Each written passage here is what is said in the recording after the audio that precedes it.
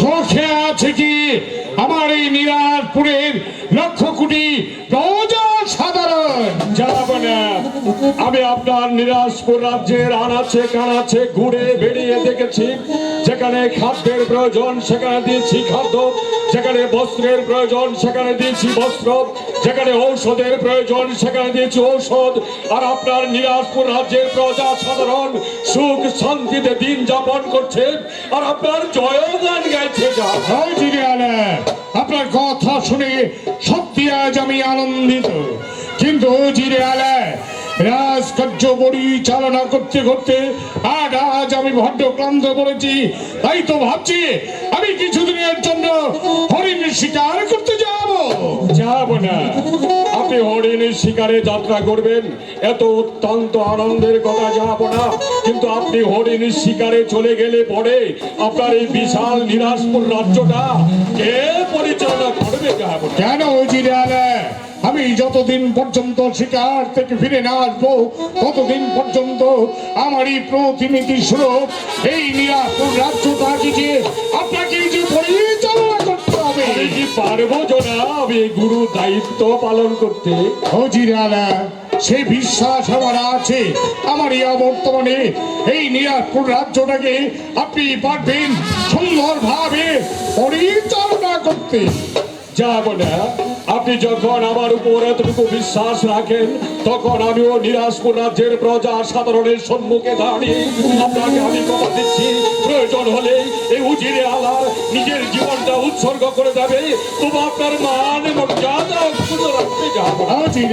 কিন্তু যাব না, সেই বিশ্বাস আমার আছে। যাব না। আপনি শিকারে যাবেন, তবে কিসের যুগে যাবেন? আপনি কি অশ্ব আরোহণে যাবেন নাকি নৌকা যুগে যাবেন? আমি মনস্থ করেছি অশ্ব আরোহণে আমি হরিণ শিকার করতে যাব। আপনি আর বিলম্ব না করে এই মুহূর্তে আপনি আমার শিকারের ব্যবস্থা করুন। ঠিক আছে, যাব না। আপনার হরিণ শিকারে যাবার সমস্ত আয়োজন আমি করছি। যাব। তাহলে চলুন, আজকের মতো দরবার আমি এখানেই সমাপ্তি ঘোষণা করলাম। আমি চলুন জনাব।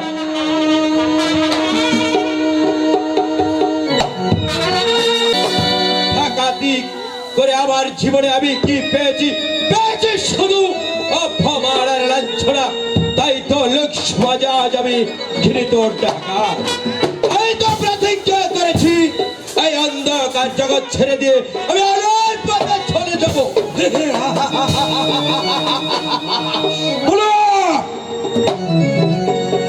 তুই কি আর ডাকাতি করবি না? বলো। না না না, আমি আর ডাকাতি করবো না। আমাদের এই আস্তানা যে একবার আসে সে জীবিত ফিরে যেতে পারে না, তাকে মৃত ফিরিয়ে যেতে হয়। আমাকে তুই আটকে রাখতে পারবি না, কারণ আমি অন্ধকার জগৎ ছেড়ে দিয়ে আলোর পথে চলে যাবো। তাহলে তুই শক্তির পরীক্ষা দে। তবে দেখি কার বাহু থেকে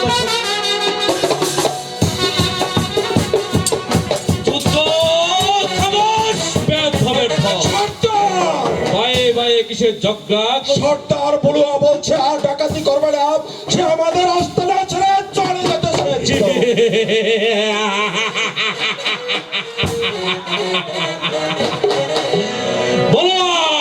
সর্দার কালোয়া যে কথাটা বলছে ওই কথাটা কি সত্য? হ্যাঁ সর্দার, সত্য। কারণ আমার জীবনে আমি ডাকাতি করে কিছু পাইনি, পেয়েছি শুধু অপমান আর লাঞ্ছনা। তাই তো লোক সমাজে আজ আমি কিন্তু ডাকাত। তাই তো প্রতিজ্ঞা করেছি অন্ধকার জগৎ ছেড়ে দিয়ে আলোর পথে চলে যাব।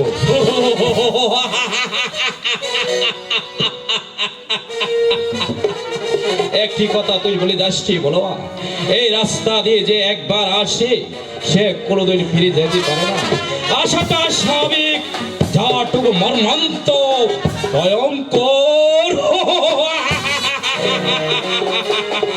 এখনো বলছি, বল ডাকাতি করবে কিনা?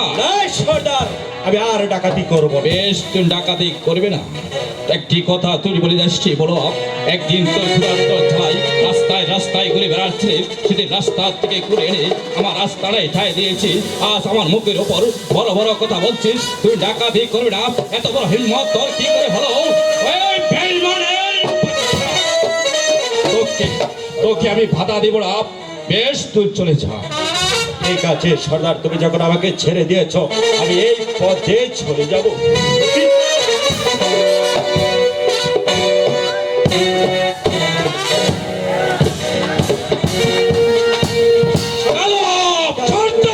দাঁড়িয়ে দেখছিস কি?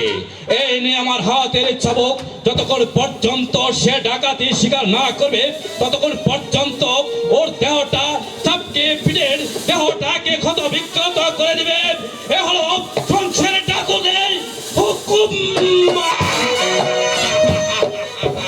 চালা চাবুক।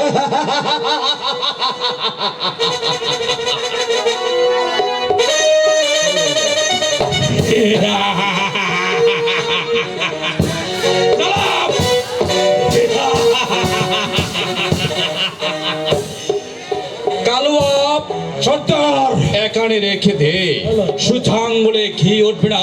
ঘি উঠাতে হলে আঙ্গুলটা একটু বাঁকা করতে হবে। বলো, এটা কি আমার হাতে দেখতে পাচ্ছিস? এই সর্দার, এই তো দেখছি একটি পিস্তল। হ্যাঁ, পিস্তল। ওই পিস্তলে আছে 3টি বুলেট। আমি 1 থেকে 3 পর্যন্ত গুনবো, এর মাঝে রাজি হলে তোর জীবনটা ফিরে পাবে, আর যদি রাজি না হস তাহলে তোর জীবনটা যা আকাশে উড়ে যাবে। সর্দার,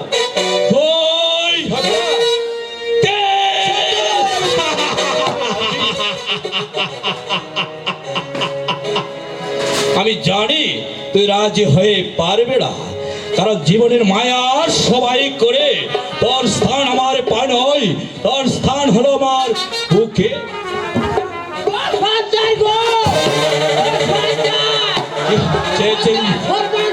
কে হয়েছে?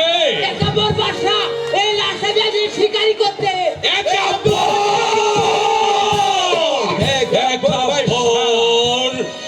কাপড় বাদশা ওই রাস্তা দিয়ে শিকারে আসছে। বলো কালো আমরা আড়ালে ঘা ডাক্কা দিয়ে থাকবো। একাপর বাদশা আসার সঙ্গে সঙ্গে আমরা আক্রমণ করে ওদের কাছে যা কিছু পাবো, হীরা জহরত মণি মুক্তা সবকিছু কেড়ে ওই নিরাশপুরে লক্ষ কোটি পদের মধ্যে বিরান করে দেব। এ হলো আমার ডাকাতির মূল উদ্দেশ্য। তাই চল আমার সঙ্গে। আমরা লুকিয়ে আছি সর্দার।